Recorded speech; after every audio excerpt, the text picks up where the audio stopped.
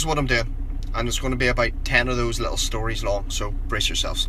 This is about teaching and training. So this is for all the Les Mills instructors out there, or participants who maybe do 5-10 classes a week. Pay attention.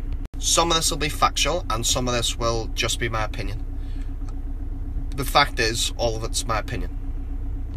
We're at that time of year where everyone's doing something new diet, new training plan, new classes, new this, new that, new kit, and all the rest of it. And we've all had the speech before about too much change doesn't work.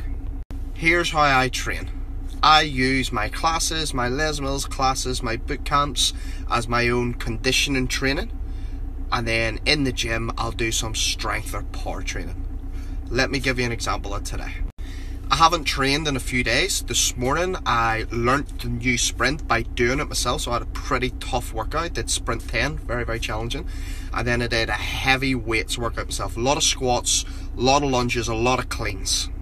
Tomorrow, I have 2 classes tomorrow night. I have grit cardio and then I have body pump. So tomorrow morning I'm going to do some strength training.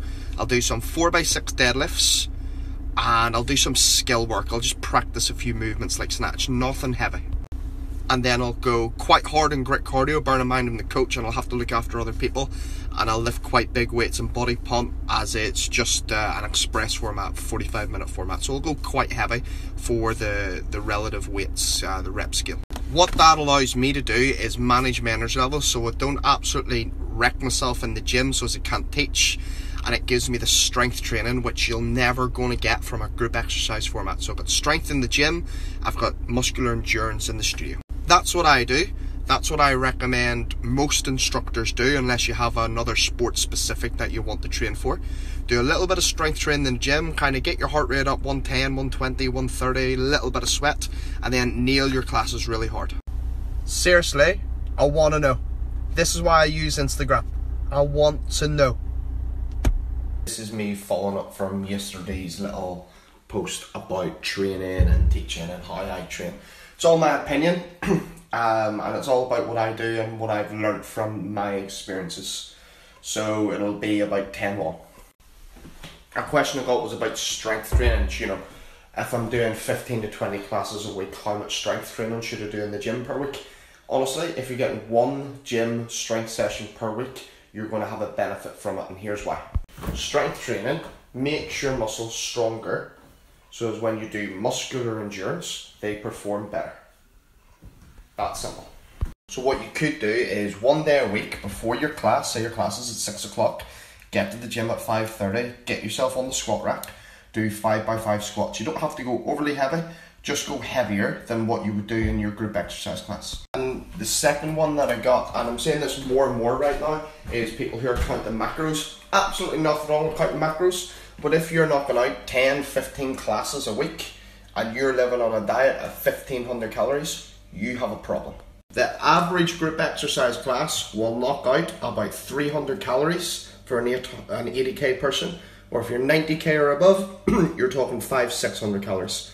Therefore, you need to eat that amount for every class you do.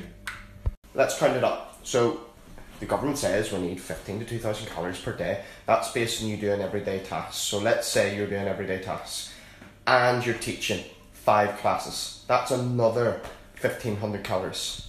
To do everyday tasks, you're probably going to need about 2000 calories. And if you're teaching 4 classes in that day, you're going to need another 2000 calories, or else you don't have enough energy to get there.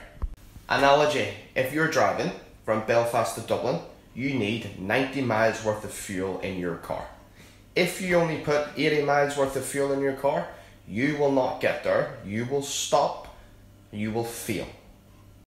If you eat enough calories to get you through the day, you will win, you will feel great.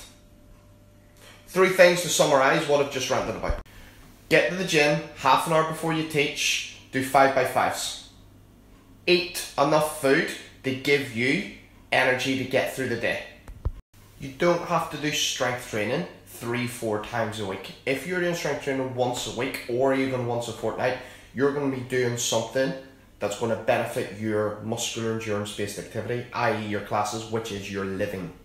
2 things, was that useful?